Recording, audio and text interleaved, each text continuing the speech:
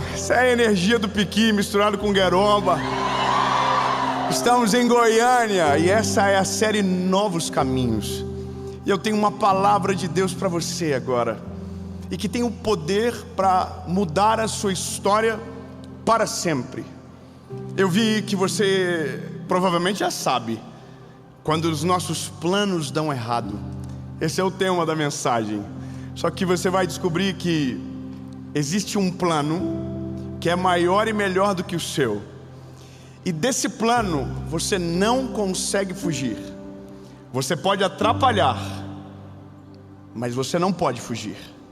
Você não tem como desprezar o teu chamado. Existe uma vontade de Deus sobre você, e que todas as vezes que deu errado, não era o plano do Senhor. Os nossos planos frustram, os planos do Senhor são perfeitos. Mas antes de ir pro vídeo, eu quero te pedir um favorzinho aí, aonde você estiver, na sua casa. O que é para fazer, gente? Como deu um pouquinho.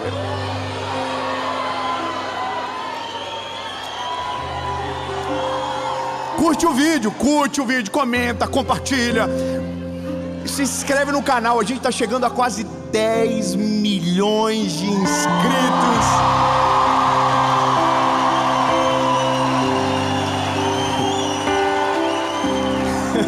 Então, se você não é inscrito, se inscreve, ativa o sininho e se prepare. Toda segunda-feira, toda segunda-feira, 7 horas da manhã, tem uma palavra de Deus para você aqui no canal. E por falar em palavra, vamos pro vídeo.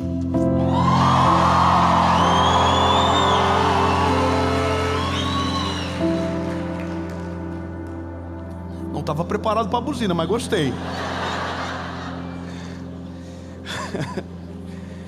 Veja, há uma base sobre nós aqui hoje. Há uma caminhada que nós vamos fazer juntos. Eu só quero te trazer uma pequena reflexão para você tentar entender aonde a gente vai chegar. Quem é que controla o trem? Sabe o trem? Quem é que controla o trem? Diga para mim. É sobre isso, você está errado. Não é o maquinista. Quem controla o trem é o trilho. O maquinista só acelera e freia, mas a direção quem dá é o trilho. Ah, meu Deus, se eu fosse você já começava a dizer: Senhor, então é por isso. Irmão, você não é o trilho, você é o maquinista. Por isso que não tem como desviar da rota. O que dá é acelerar ou frear. É sobre atrasar. Mas veja, a gente precisa de uma palavra para nortear a nossa caminhada. Então pega a sua Bíblia, por gentileza. Aleluia. Ah, meu Deus. Atos, capítulo de número 9. Meu Deus. É que hoje está terminando um ciclo meu de oração e jejum por uma resposta que eu levei um não muito grande do Senhor, e hoje está terminando justamente no dia da gravação dessa série, e o Senhor me respondeu hoje. Oh, meu Deus. Aleluia.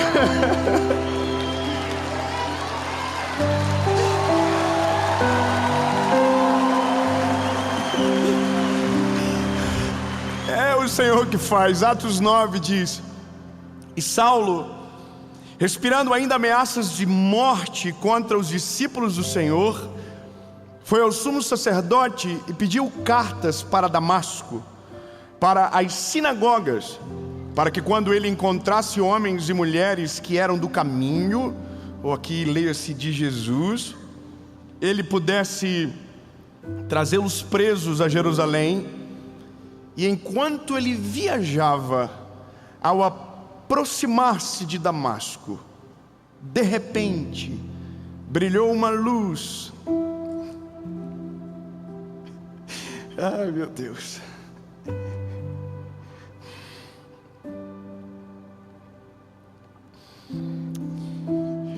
E ele, caindo em terra, ouviu uma voz que lhe dizia: Paulo, Paulo, aqui é Saulo ainda. Por que me persegues? Duro é para você que recalcitra contra os meus aguilhões.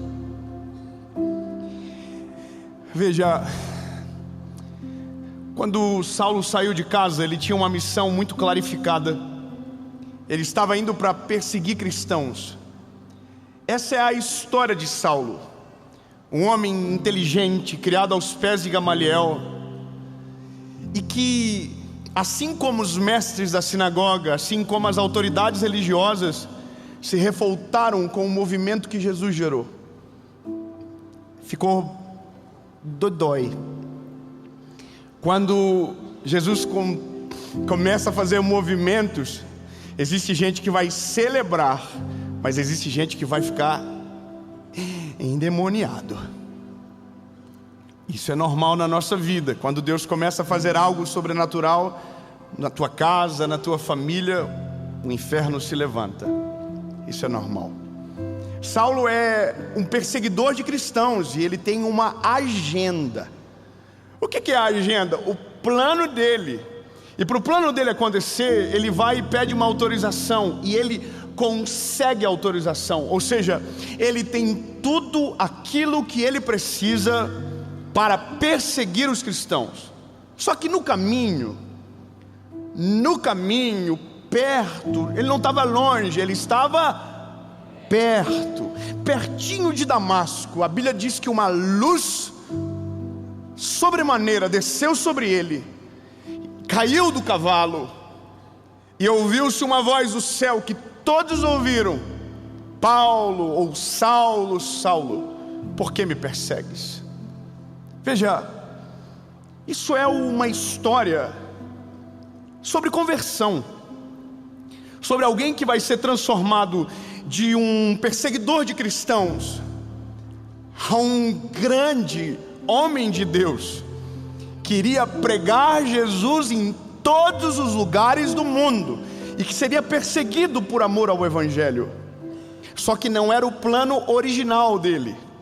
O plano original dele era perseguir os cristãos. Sabe, veja bem, eu não sei como é você na sua vida, não sei se você é ansioso ou não, não sei. Quem é ansioso diz amém. Que medo. Irmão, eu também sou. E não é fácil para mim ser ansioso, irmão, porque eu falo contra a ansiedade. Então volta e meia eu estou sendo envergonhado pelas minhas pregações. Aí o senhor vem e eu vou te dizer uma coisa. Quando nós começamos esse ano agora, 2024, eu e minha esposa fizemos um plano. E o plano era fazer uma aquisição de um imóvel em um determinado lugar. Agora, veja bem, planejamos de maneira perfeita. Uau! Você é bom de planilha? Nossa, fiz uma planilha linda, impecável. Aí eu peguei e perguntei qual seria a entrada. Aí ele me falou a entrada. Uau, que alegria! Descobri que tinha o dinheiro da entrada guardado. Aí eu perguntei: e o crédito do resto consigo? Aí consegui o crédito, a melhor taxa de juros possível. Uau! Yes! Falei para Paula: pronto, é nós, agora vamos achar a casa dentro desse budget. Irmão, em um dia nós achamos a casa mais extraordinária da nossa vida. Nós nunca apaixonamos tanto no lugar. Nós chegamos na frente do lugar, já oramos: Senhor, tomamos posse agora. Saímos chorando: ai, que alegria, que lindo, olha o jardim. Aí olhamos lá dentro da casa, tudo perfeito, não precisava mudar nada. Aí tinha um lugar que eu tenho vontade de ter um piano um dia dentro de casa, não sei porquê, é porque eu acho bonito mesmo. E eu nem toco. E eu achei o espaço para o piano. Falei: cabe o piano aqui, ó. Perfeito, isso é de Deus. Aí, irmão, só que quando a gente está muito empolgado, a gente não pergunta para o Senhor o que Ele quer. Ai, lindo, que coisa, né? Tinha o financiamento, tinha a entrada, tinha o crédito perfeito, tinha o lugar, tinha uma leve paz no meu coração. E aí, fizemos a proposta da casa. E o dono da casa aceitou a proposta. Pronto. Que delícia, Deus é maravilhoso.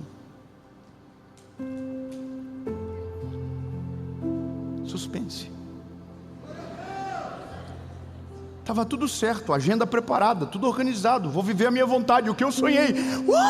E aí de repente o corretor liga e diz: ele não assinou a proposta. Ele aceitou, mas não assinou. Só vale depois que aceita. Aí ele começou a cozinhar nós. Cozinhou um dia, cozinhou 2 dias, cozinhou 3 dias. Aí no 4º dia eu fui viajar com a minha esposa, e eu ficava entrando no site do negócio para ver se a casa aparecia o nome de pendente, ou seja, quando a casa já tem um contrato de compra. E eu fiquei atualizando. E aí no dia que eu estava nesse lugar com a minha esposa em viagem, abri o site, deu pending, estava pendente. Aí eu não quis falar para minha esposa para dizer: deu certo, a casa é nossa. Eles aceitaram e assinaram a proposta. Pensei, vou ser prudente, vou ligar para o corretor antes para me certificar. E aí eu liguei para o corretor e disse: mano, você quer me fazer uma surpresa, né? Que você nem me falou nada.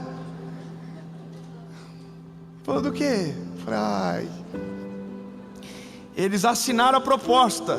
Aí o corretor me falou: pena que não foi a nossa. Falei: como assim? Falou: ele ficou cozinhando a gente, esperando uma proposta maior chegar. A proposta maior veio e a gente está fora do jogo. Irmão, eu fiquei arrasado, fiquei bolado, fiquei chateado.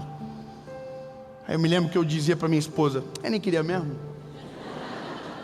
Mas aqui dentro estava mal, porque o meu plano tinha sido frustrado. E dói quando a gente planeja, quando a gente exercita, coloca a cabecinha para funcionar, só esquece do detalhe mais importante, que é perguntar para o Senhor primeiro. Irmão, eu estava chateado, voltei daquela viagem. O plano era ir na casa ver, tirar uma foto, e aí não ia fazer mais. Chegamos no horário da tarde e decidimos ir no culto à noite. E no caminho no carro, indo para a igreja, eu disse para Paula: ô vida, o que Deus vai fazer na nossa vida será na nossa volta. A gente pensou que seria essa novidade do nosso começo de ano. Todo começo de ano Deus tem algo novo, um mover novo acontecendo, algo sendo liberado. E agora a gente tinha certeza que era casa. O que será que Deus vai fazer? Bravo com Deus. Cheguei na igreja, o pastor começou a pregar, e a mensagem do pastor foi: o Deus que troca os caminhos. Não, irmão, eu quero que você viva isso comigo. Irmão, a palavra do culto foi: o Deus que troca os caminhos. Irmão, eu quero que você compreenda que você pode sonhar bonito, pode fazer tudo top, mas se não for da vontade de Deus, não adianta usar pé de cabra, maçarico, bomba, C4, explosivo. A porta não vai abrir, vai permanecer trancada, porque o Senhor sabe todas as coisas que são concernentes ao teu planejamento. Ele sabe a razão e Ele sabe o futuro que você não sabe. Irmão, o pastor começou a pregar. Quando ele falou troca de caminhos, eu falei aqui, ó, é nós, é para nós, Deus vai pegar nós. Irmão, aí Deus começou a falar comigo. E aí, irmão, à medida que Deus ia falando comigo, eu ia fazendo assim, ó. Culpado, eu sou culpado, eu que sou tonto. É eu, culpa minha mesmo, porque eu que estou fazendo. Irmão, é porque a gente prega e algumas vezes a gente esquece. A gente diz que Deus tem uma vontade perfeita, mas a gente quer viver o nosso plano, a nossa agenda. E esse é o problema, porque quando nós vivemos a nossa agenda, a gente não conta com o extraordinário. Irmão, quem vive de planilha não conta com a provisão. Quem vive de cálculos perfeitos não conta com o milagre. E esse é o negócio. Deus não quer que você se mova de planilha. Deus não quer que você se mova de uma forma aonde você não precise dele. Irmão, quando você tentar viver sem a decisão e a permissão do Senhor, você vai ter que estar preparado. Você vai se frustrar todos os dias da sua vida. E a frustração maior não é receber a negativa, é Deus deixar você entrar numa porta que não podia, e você colher o fruto em loco, o arrependimento. Ô irmão, tem gente que força tanto a barra que Deus diz: eu vou deixar só para você ver. Tá cheio de gente assim, né? Ah, mas eu quero tanto casar. Aí escolheu qualquer um para agradar alguém, para tirar uma foto. Oh, casou, né? Foi você que quis. É que a gente sempre culpa os outros. Ah, eu quero tanto trabalhar naquela empresa, oh meu Deus, é um sonho da minha vida. Aí você fica enchendo a paciência e currículo, e vai, e o pau pegando, e tudo dizendo não vai. E você, não, eu vou sim, eu sei que vai dar certo. E aí dá certo, aí quando você está lá, você diz: meu Deus, por que eu fiz isso com a minha vida, Senhor? Olha o tempo de vida que eu estou perdendo. E é aqui que as coisas começam a trazer à luz o poder do Evangelho. Quando nós decidimos antes de perguntar ao Senhor, nós vamos viver uma vida de perda de tempo. Como assim, Dave? Porque o tempo que a gente gasta tentando viver a nossa vontade é o tempo que a gente poderia desfrutar no centro da vontade de Deus. Os tempos são iguais. Na vontade de Deus é ao mesmo tempo que você passa fora da vontade de Deus. Agora, qual é a questão? É porque a gente pensa que está no controle da vida de verdade. Irmão, o ser humano, ele tem a certeza que ele controla. Ele tem a certeza que ele manda. Ele pode até dizer que, não, eu sei que Deus está no controle. Mas a gente não solta o joystick nem a pau. A gente ora de manhã e diz: Senhor, cuida de tudo. Meio-dia a gente diz: Senhor, deixa que eu faço. A gente diz: Deus, o Senhor sabe o que fazer. Depois a gente diz: Senhor, e se o Senhor pudesse fazer desse jeitinho? Sabe, a gente acha que Deus opera de um jeito que a gente opera, o tal do dar jeito, o tal de adaptar as coisas. Não, irmão, o plano de Deus é perfeito. Só se adapta aquilo que não é perfeito para encaixar no lugar aonde que deveria. Ou seja, quando é o plano de Deus é tão perfeito que o encaixe é... Então não existe nada melhor na nossa vida do que viver o plano da vontade perfeita e agradável do Senhor. E quanto antes a gente entende isso, melhor. Porque o crente frustrado é uma tristeza, irmão. Ele fica amargo, ele fica chato, ele não vive uma vida maravilhosa. Sabe por quê? Porque Deus tinha algo incrível para ele, mas ele optou pelo ordinário. O Senhor tinha o sobrenatural, ele optou pelo natural. E é isso, aí a história de todo mundo parece que voa, e a gente vai dizendo: parece que comigo não acontece nada. Por isso que quando eu olho para Jesus encontrando Saulo no caminho de Damasco, eu quero crer no fundo do meu espírito, da minha alma, que essa mensagem seja a luz que te derrube do cavalo hoje. 10 amém, eu vou dizer para quem está junto: irmão, eu quero que essa mensagem seja a luz que te derrube do cavalo hoje. Vocês viram o que vocês pediram, né?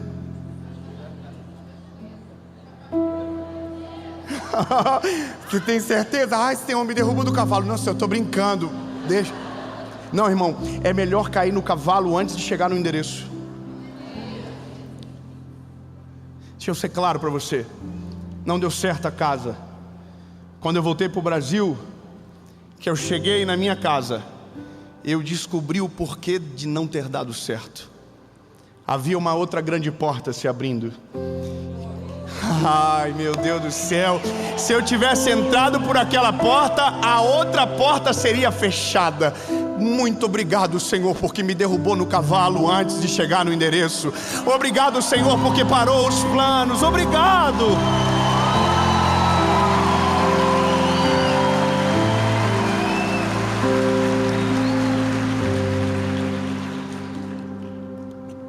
E aí, é uma coisa legal da Bíblia, né? Porque a Bíblia diz que quando Paulo cai do cavalo, ele fica cego. Irmão, Deus tirou a possibilidade do Paulo subir no cavalo e tentar ir para Damasco. Porque tem gente, irmão, que se Deus não frear desse jeito, a vida vai virar um caos. Tão lindo, eu sei que é ruim de ouvir isso, mas é melhor às vezes você ser cego, é melhor às vezes você tombar do cavalo, do que viver uma vida toda colhendo de uma decisão errada. Por isso, lindo, que quando estiver dando errado, eu quero te pedir um favor: agradeça a Jesus. Jesus, muito obrigado que está dando errado, Senhor. É porque se está dando errado, o plano é teu. Agora o dia que for o plano dele, vai dar certo, vai ser perfeito, vai ser sobrenatural, vai acontecer de uma maneira que você não vai conseguir explicar. Quando o plano é seu, você explica. Quando o plano é de Deus, você só vive.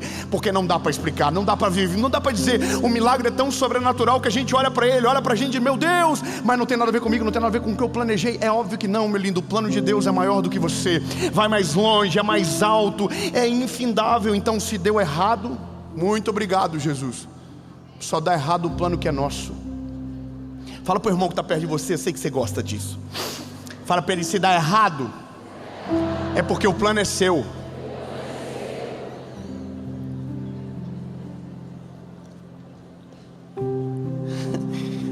Eu sei que você está pensando, mas e daí? Deu errado, o que eu faço? Deu errado comigo, o que eu faço? Irmão, é tão difícil isso, mas a gente precisa fazer. É que quando dá errado, a gente fica com uma carga emocional pesada, não fica? A gente fica: nossa, eu planejei, e deu tudo errado. Aí a gente fica chorando: ai, por que Deus não me ouve? Por que Deus não me ama? Aí a gente diz: olha, aos meus olhos parecia perfeito, estava dando tudo certo, tinha tudo para acontecer, mas na hora H não aconteceu. É que você precisa entender que por mais que pareça ser perfeito, por mais que pareça estar dando tudo certo, nem sempre o que te parece perfeito contém a perfeição da vontade de Deus.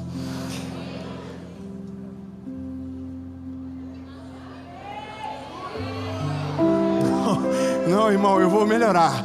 Nem tudo aquilo que você acha que brilha dá para chamar de luz. Nem tudo que você pensa que é caminho vai te levar para algum lugar. Deus é o único que conhece todas as coisas, e o plano dele é perfeito, a obra dele é extraordinária. E esse é o negócio: fique cego, caia do cavalo, mas não vá para o lugar errado. Eu vou ser melhor, irmão. O trem, ele está andando, e o maquinista está aqui, ó. Perdão, lembrei. Já. Aí ele diz: eu quero ir para a esquerda. Adianta ele dizer: eu quero ir para a esquerda? Claro que não. Irmão, você já viu aquela junção de trilho, que o trilho está reto, mas de repente tem uma bifurcação que o trilho faz assim? Já viu? Sim ou não? Faz assim. Irmão, a gente está assim, ó. Agora vai acontecer. Você está olhando de cima, de repente você faz assim, ó. Irmão, isso é Deus. Isso se chama a soberania da vontade de Deus. Deus não vai mudar você, Deus vai mudar o caminho para entortar você, para levar você para outro lugar. E eu vou te dar um conselho: quanto mais rápido você tiver, mais impacto você vai sentir. Eu vou ser claro: quando você se move muito rápido para longe da vontade de Deus, quando o trilho trazer a convergência, a sensação de agonia vai ser muito maior. É loucura isso, mas é a realidade. Isso é física básica. Se você estiver muito rápido, o trem entorta de um jeito absurdo e pode até descarrilhar. E esse é o perigo da nossa geração, porque temos muita informação, temos muitos acessos, achamos que estamos no controle. E eu quero dizer para você: você não está no controle. Você não manda na sua vida. Você não manda nas suas decisões. Você não manda na tempestade. Você não manda no emprego. Você não manda dentro de casa. E você pode ser até a mulher da casa, mas você não manda. Aleluia. Os irmãos deram glória a Deus, eu entendi. Irmão, a gente não manda em nada. Então o que eu estou fazendo aqui? Está no trem. Ou você é o trem. Só a gente nunca vai ser o trilho. Não é a gente que muda o caminho. Então a gente só resolve essa mensagem de um jeito. Paulo está cego, e a Bíblia diz que o Senhor fala para ele: vai até a casa de um homem chamado Ananias. Só que o Senhor fala com ele e esse outro homem também, dizendo: vai vir um homem aqui que você vai ter que ir aonde ele está e colocar a mão sobre a cabeça dele e ele vai ser curado da cegueira. E aí o homem de Deus diz: não vou não, esse cara é matador de gente, matador de crente, persegue todo mundo, eu não vou nem a pau. Aí o Senhor fala: não, pode ir porque agora mudou o negócio, ele vai ser meu funcionário. Estou parafraseando para você entender, irmão. Ele não vai ser mais um perseguidor de cristãos, ele vai ser perseguido por amor ao Evangelho. Aleluia!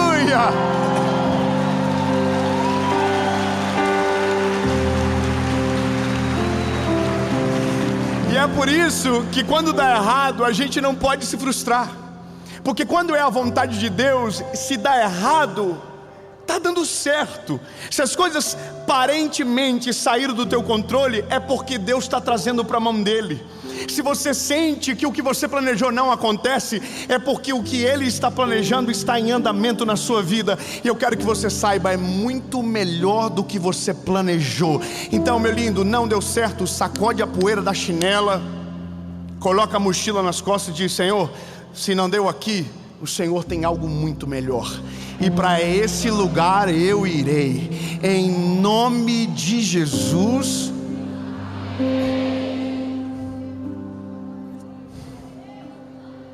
Jesus, muito obrigado. Obrigado pela tua presença, obrigado pelo teu amor e obrigado pelos nãos que a vida deixa a gente levar. Obrigado, Senhor. Jesus, eu sei que não é fácil e eu reconheço isso. Quando os planos são frustrados, quando as portas se fecham, que os caminhos cerram, dói porque a gente pensava que estava indo no lugar correto. Mas é muito melhor, Jesus, que isso aconteça antes do destino, que isso aconteça antes da chegada, para que dê tempo de a gente recobrar as forças e andar na direção da tua vontade. Em nome de Jesus, Pai, só te pedimos uma coisa: controla a nossa vida e nos direciona para o centro da tua vontade. Em nome de Jesus, amém.